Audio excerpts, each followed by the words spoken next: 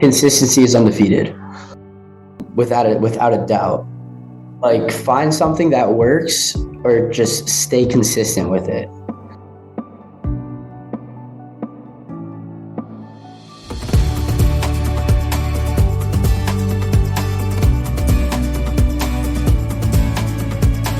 Welcome to The Faithful Agent, the podcast for Christian real estate professionals who want to win at work without losing at life. I'm your host, Garrett Maroon, a husband, dad, real estate team leader, and founder of the Faithful Agent movement. Each week, we explore how to pursue excellence, serve others, and glorify God with our businesses. If you're tired of chasing closings and ready to build with eternal impact, you're in the right place. What's up, everybody? Welcome back to another episode of the Faithful Agent podcast. I am thrilled that you've joined me once again. We've got a great guest, Grayson James, with us today. The youngest guest, actually, I think that I've ever had. Now, Grayson, I think I'm young because in this industry, it's mostly like old people, right? Let's be honest. And you know that, right? Yeah. Right. But compared to you, I'm not, buddy. So it's cool to have a perspective and an audience. You're going to enjoy his perspective, not only in his youth and getting after it, but also in growing up with a dad who's been really successful in this industry. So I'm excited for this conversation. But as you guys know, before I jump into that and introduce Grayson to you, I've got to do my dad joke. Now, this is not specifically a Christian dad joke. My apologies, audience, but my good buddy Keith Hinton sent this to me on Father's Day. So here's the question. Where do I keep all of my dad jokes? In my dada base. Huh? That's pretty good. Good one. I mean, it's like most jokes, Grayson, are like kind of your reaction. They're good enough to like a little bit of a laugh, and you're like, all right, that was I'll give you credit for that one. That was a good one. I didn't know where it was going. You're right. So, I like that. And I'm a database guy, so I think that worked out perfectly. But before we dive in, as always, agents, if you guys need help and you need support in growing your business, selling 3 to 4 homes a month by relationship, we have a Faithful Agent school community totally free in the show notes. Make sure you check that out. Leave a 5-star review. Share this with a friend. But let's dive into our conversation today. So, Grayson, thank you so much for joining me, buddy. So you might recognize the last name James, not that that's not a common last name, but his father is Garrett James. You may be familiar with him through Instagram or a lot of the training and teaching that he's done, and I think been really helpful and valuable to this industry. So Grayson, man, thank you for coming on the show, buddy. Give me a quick background, who you are, and we're going to dive right in, buddy. Yeah, go ahead. All right. Well, I'm Grayson James. I'm 18 years old. I'm from Connecticut. I'm just now getting into the real estate industry. I have a little bit of a background as an ISA and inside sales agent, just cold calling. And then I've been to numerous listings and all that. So I have a decent background in the real estate industry and now kind of getting full into it. That's awesome, man. Yeah. So, okay. So growing up, right, in your family, now how long has your dad been in real estate, right? I mean, I feel like he kind of came into national recognition recently, but I assume he's been in for a while, right? So did you kind of grow up in that space? Yeah, for sure. Like I remember being like 4 years old, going to showings with my dad. Nice. That's fantastic. Yeah, very like vivid memories. But yeah, he probably got into real estate when I was around 3 years old. Because I remember he had a different job, and it was a big thing. He completely quit it and went all in on real estate. Wow. And then since then, he's never looked back in it. Wow. Yeah. So you really did grow up. Right. I mean, since you're 3-4 years old, you've been living in that real estate space, right? So, I think a lot of us would be curious because a lot of the audience, like myself, I've got 4 kids, we've got one on the way, would be curious to hear first from your perspective, what things do you think maybe your dad did well, right, in raising you? Because I think living with an entrepreneur is different, right, than someone who has a 9-to-5 job, and neither one is necessarily better than the other. But managing family time and maybe some of the things you did well, maybe some of the challenges that you could help us gain awareness in. Yeah, go ahead. So no, growing up, my dad did travel a lot because he did a lot of speaking events. But one thing that I feel like he did really well in me and my brother's life was that he was always like there for like all the little and big events. Like that was his priority. For example, like I'm a big soccer player. Every soccer game on the weekend, he'd be there. He would make sure he drove me to every game. We'd have a conversation before. And like those little moments are the moments that stand out, I feel like, in every kid's life. Like I'm always going to remember driving to soccer games with my dad. I'm always going to remember driving home from soccer games with my dad after a bad game, after a tough loss. And I feel like he was like always there for that. And that kind of is like what built me and his relationship. So I just feel like focusing on like those like moments is how, even if you're super busy, how to keep that relationship going and how to like teach your kids how you want Mm. to be. That's cool. No, I love that, man. I mean, are there things that you think maybe were challenging that when you one day perhaps become a parent, right, you'd say, man, that was tough, or I wish I could have seen him more? Because there's always that tug, right, of I want to pursue, especially as believers, right? I want to pursue, I want to be obedient, but also ambitious to honor the Lord because he made me that Yeah, way. definitely. But there's no set schedule, right? Scripture doesn't say, well, you got to do this from 9 to 5 or 9 to 8, and then you got to be home on the week. It doesn't tell us Yeah. that, right? We're kind of making it up with the wisdom of those around us and the wisdom of Scripture. But, are there things that you think, hey, for me as a parent, for our audience as a parent, hey, pay attention to these things maybe your kids are noticing? Yeah, no. So I feel like as a parent, like you have to look at like definitely I feel like he made sure to like really push his not push his faith on me, Hmm. but really to like show me him and my mom to really like show me like how God has a path for us and Hmm. all that. So I actually have that scripture tattooed on me, like through Christ Hmm. we are and what we're called to do. And that Hmm. I feel like that's what my parents did really well is they really drove that home and they connected that to like what my dad was doing. And Hmm. that I feel like really put me at ease. Like I see why he's doing this. And Hmm. like even though he was busy a lot and he was traveling a lot, it like created like a realization in my head of like why. Hmm. That's really good. I mean, that's a great reminder to, you said something I think that stands out is connect the work that is being done with the reality of what we believe the Lord has called us to, Yeah. right? If the Lord has called you to X, Y, and Z, then pursue that and make sure your kids understand why. One of the things, Grayson, that I challenged or I had a challenge with, and I think am slowly getting better, but every time I would leave to go show houses and do whatever the agents, as agents do, I would say to my kids, "Oh, sorry, kids, Daddy has to go do X, Y, Z." And now I've transitioned to, "Hey, kids, Daddy has to go do this, and it's good because this is how Daddy provides for my family, right? So, or our family. So it's even just shifting the mindset of it shouldn't 100%. be an apology, right, for me to go Yeah. out and pursue what the Lord has placed in front of me. So I love that the connecting of the I was mission, about to say, right, for you to see. applying Yeah. a different perspective to like why he's doing what he's doing. Mm. Yeah, that's really good. So, okay, so you grow up in that, right? You grow up with an entrepreneurial family. Yeah. Your dad's doing well, things are working well. How do you grow up and stay hungry, stay excited about what you're trying to do, right? Yeah, walk me through that. Yeah, I love this question. Yeah. There's this whole like narrative where like you have to come from poverty in order to be hungry for success and like Mm. all of that, which I could tell you firsthand that I really disagree with that. And again, it goes back to like assigning perspective to things where I look at my dad and instead of being like, oh, like I don't have to work again, like I don't have to do any of this. I look at it be like as almost as a role model, like Mm. this is what's achievable for me. Mm. I'm going to be extremely upset if I can't do that. And that's what Mm. drives me like almost like a friendly competition with my dad in a way where like, oh, like that's my dad. He's exactly like me. I need to be able to do what he's doing, if not better. And that's what really drives me. Mm. So there's two ways, there's always two routes you could go because you hear all these stories about people coming from poverty and then being super successful, but you also don't see all the stories of people come from poverty and stay in poverty. True, Um, right? so it's just again like the narrative that you like assign to your situation where like Mm. I am around like people in the real estate industry that do very well. And instead of being like, oh, like I don't have to do anything else, whatever, I want to be this. Mm. So is it for you? Because I think it's interesting. You said the narrative, and actually, I'll just ask you a question before I ask another one. But what do you mean the narrative you assign? What does that mean to you? Unpack that. Yeah. So a lot of times I feel like what could happen, like when you see someone super successful and stuff, you can almost like want to like freeload off it Hmm. and just kind of like push it aside and be like, okay, like I don't have to do anything, like whatever. But when you sign the narrative of like looking at it in the way of like what's possible, and you're talking to these super successful people and they're just regular people, like they're Hmm. just like me, they're Yeah. just like everyone else. But then what they've achieved is so like insane. It kind of makes you be like, why can't I do that? Like Hmm. that sort of mindset is what keeps me hungry. Hmm. Do you think that you were born with that mentality, Grayson, or do you think that's something that you've worked on and developed? I think I was born with a lot of it, but then also growing up, I became hungrier and hungrier just Hmm. because like I know my dad has conversations a lot with me about like what I want to do when I'm older, like just planning that sort of stuff out.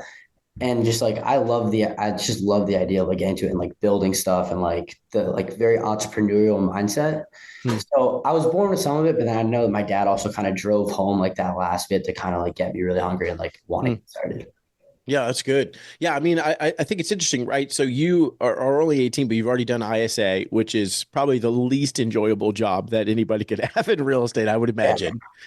Some people might like it. I don't know, right? But you get in there and you're kind of put into this position of, well, this is just a grind anyways, right? So was that your decision? Was that your dad's thought? Like, how do you end up in an ISA role even? Yeah. So one of the real estate brokerages in Connecticut reached out and then he like, offered me an internship and I went and did it. And I just kind of the way that I was looking at it was like I need to make myself more worth it. Like I need to make them more money than they're paying me as an intern. Hmm. Like 17-year-old kid, like I can't come in and just be a mess. Um, Sure. you know what I mean? Like I'm Yep. gonna make myself look bad. So the way I looked at it also was just a learning experience. Like the sales knowledge I gained from it and just how the whole industry worked is what just Hmm. kept me driven and Hmm. like got me really excited about it. So I was pretty much that. Yeah, yeah. So I mean, but you get into this role, right? And even in that, there's wisdom in like one of the things I struggle to do, my oldest is only 8, but is intentionally allowing them to struggle and fail, right? And do hard things. Because to your point earlier, if you live and you see someone is successful around you, you could just kind of coast. And Mhm. I mean, your parents might let you, might not. And it sounds like yours wouldn't, which is good. But you could just coast and make everything as easy as possible for them. And it's, hey, you never failed ever because you are never without whatever. And it's like, no, there's actual, and not just for our children, right? But even for adults, even for people in their 50s, 60s, 70s, whatever, the Yeah. practice of getting out there, understanding failure is an event, not a person, Mhm. right? And continuing to pursue what it is that the Lord might have for you, right? I think that's what's so interesting as a believer is I don't know what the Lord specifically has me for, right? I Yeah. don't know if he's calling me, for example, as an agent, I don't know if he's calling me to sell 1,000 homes a year. He doesn't stamp that on my head and say, here's what it is, go get it, right? I Mhm. don't know what my potential is another way to say it, but I do know I haven't maxed out my potential. And I think everybody's aware of that.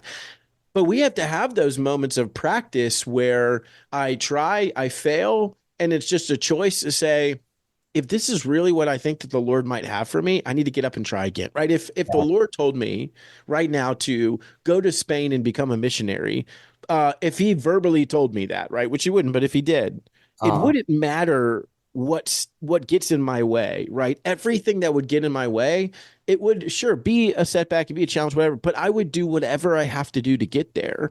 And for us, it's just that we lack that conviction to say, perhaps this is what the Lord has called me to.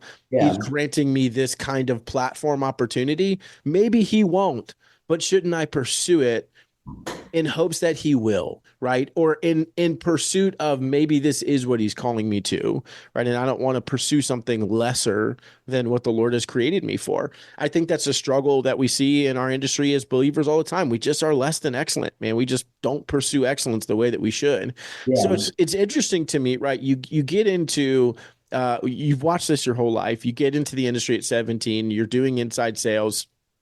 You've got that mentality where you want to make sure that you're providing more for them than they are for you, right? Financially.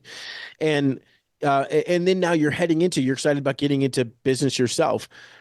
How do agents go out? Because agents right now are struggling, right? They're struggling to find their own business. This is a hard season for a lot of agents. What's the mentality that you think agents should have to go out right now and say, number one, here's what you need to be thinking about going to try and find your own leads. And then number two will lead into then how would they go find them from your perspective, right? So first, what do they need to be thinking about? What's the mentality showing up of this is what your mindset has to be when you just got to go figure it out and find that next deal? What would Yeah. your advice be? Well, I mean, the thing I love about being a realtor and the whole real estate industry is straight commission. So you're almost forced to be hungry to go out Mm, and find these leads and stuff. But like your mentality has to be like whether you're cold calling, doing door to door, anything like that, or just even social media marketing, every potential person you're calling, knocking is a potential client. mm, Um, The big thing with the real estate industry is it's all relationships. Hmm. Like most of the time, when you're going to find a leader, they're not going to know if you're the best realtor in Connecticut. They're not Yeah, gonna that's right. know. They're going to fall in love with you as a person, and that what overall is what's going to get them to use you.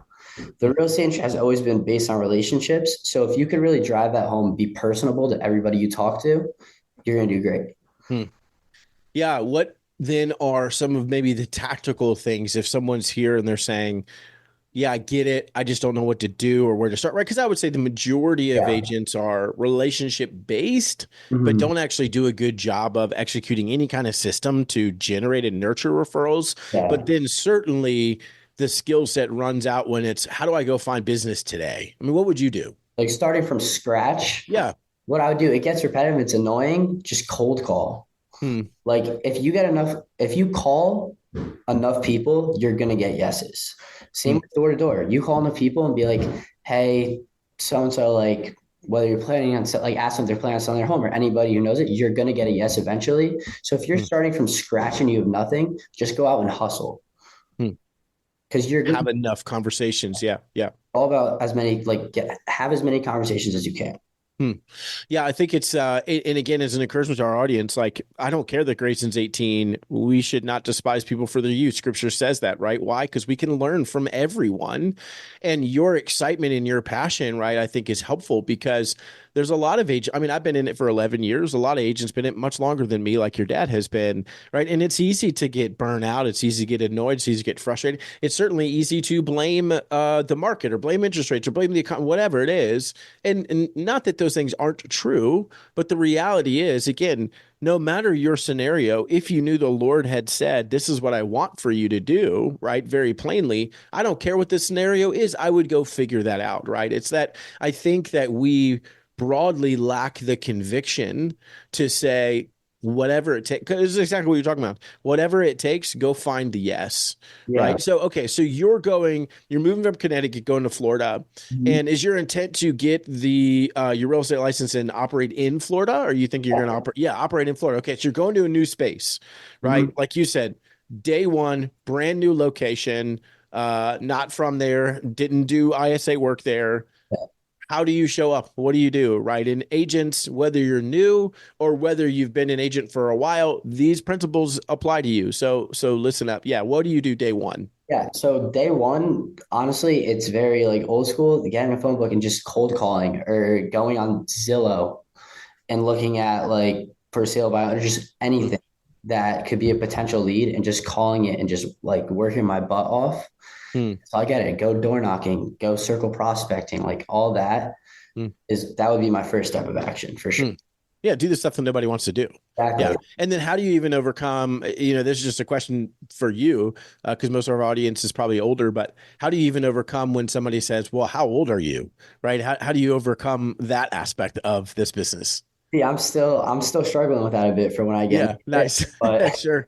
Yeah. no, but what my dad always tells me is like people notice like what you really like notice about yourself. So like if I come into it already acting insecure about my age, that's immediately gonna like stick out and people are gonna notice that immediately. So I just Hmm. go into like I'm just anybody else who's however old, like age isn't even gonna play a factor in my head while I'm doing it. And if Yeah, it's they good. decide not to go forward with me because of my age, it's unfortunate, but Yeah. just gotta keep moving on. It's okay. Yeah, no, that's good. Right. Yeah, it's funny. I started when I was 27, and that was really young, right, for the industry. And I remember my first listing ever, Grayson, you'll appreciate this. My first listing ever, it was a referral. I can't remember from who.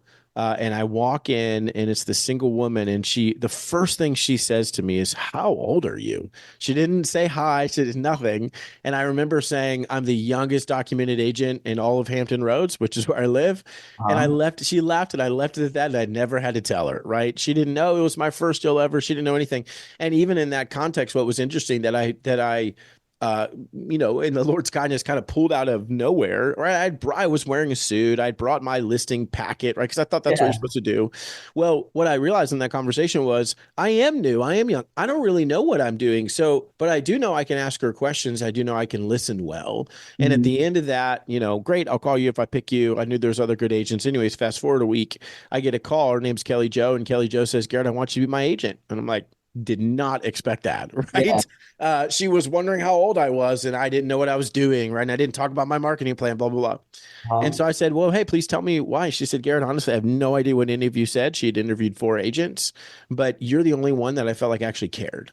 Right. And so will you come list my house? That's exactly what you're talking. That's the difference. What is the Exactly. differentiator in this industry?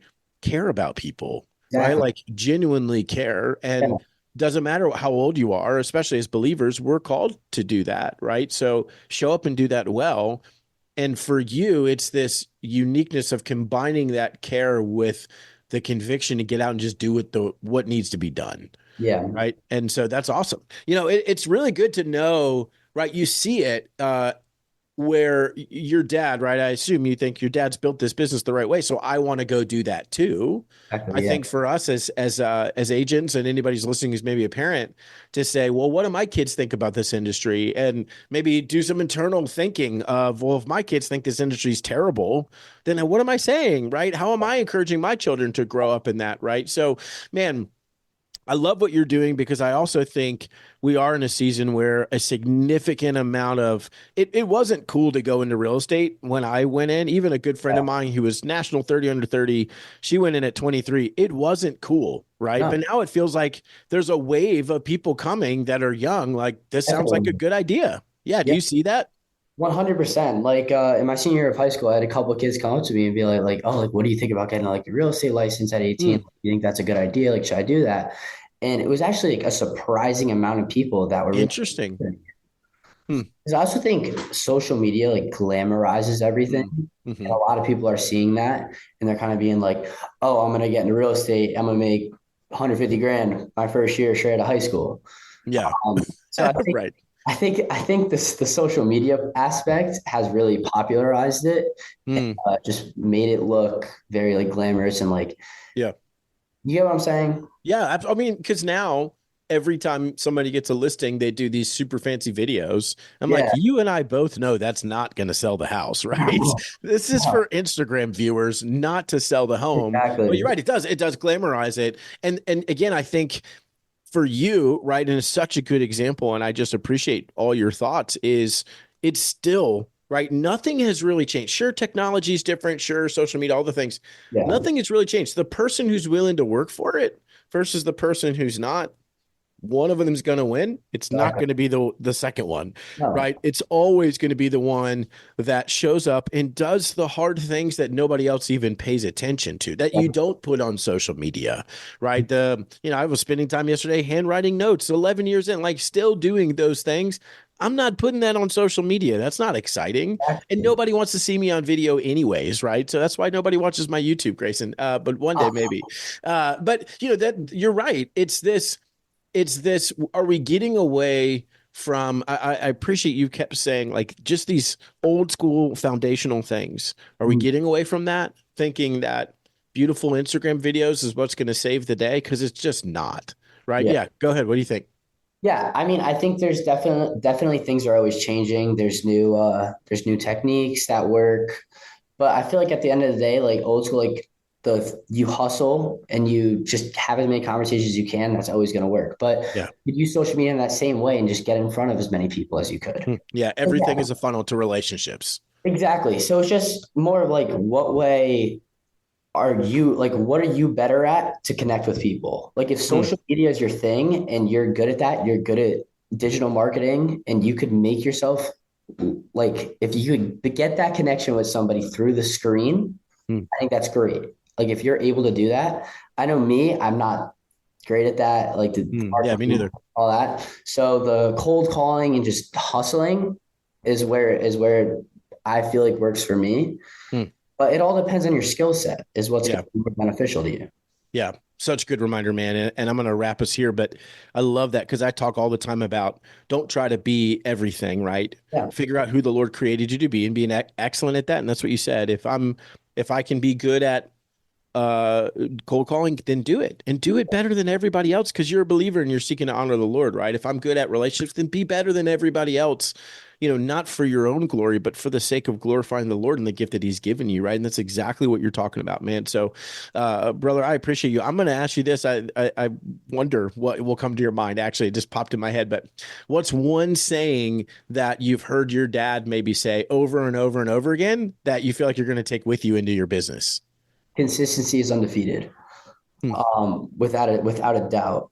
Hmm. Like find something that works or just stay consistent with it.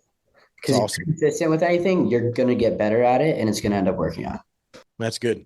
It's good stuff, man. Dude, I love it, buddy. If somebody wants to connect with you, I don't know if you're on Instagram, or you said you're not good at social, neither am I, but how would somebody connect with you if they're like, dude, I want to talk to you, or, I've got somebody who's trying to get in the industry, should connect with you. How would they connect with you, buddy? My Instagram is my perfect spot for that. It's Grayson J. James. Awesome. Okay.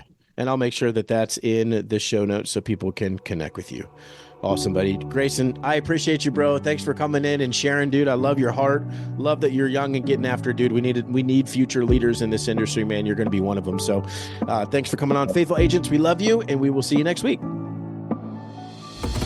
Hey, Christian agent, I get it, because I am just like you.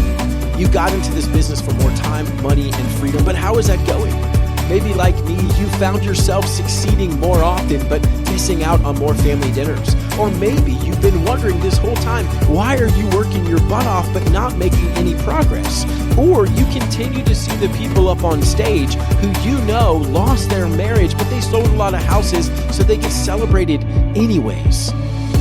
Well, the truth is, in 2 Corinthians, the Bible tells us to not be unequally yoked. We get so caught up in following the world's way that we forget to follow the Lord's way. And that's why I launched the 210 Collective at EXP, so Christian agents all over the globe could finally be in business together. We could finally be more excellent together, and we could finally be encouraged to set the right priorities and honor God by honoring our families above our work. So if you're ready to take your business to the next level and you want to learn, grow, and connect with other Christian agents, I'd love to talk with you. Head over to 210collective.com/podcast or click the link in the show notes to text me directly and book a call. You're not going to be talking to some member of my team. You'll be talking with me directly. And I promise to shoot you straight. I'd love to talk to you how we can get you plugged into an amazing community of agents who share your values and vision. So click that link in the show notes, text me, set up a time to chat. I would love to connect with you. Until next time, keep building your business with purpose and faith.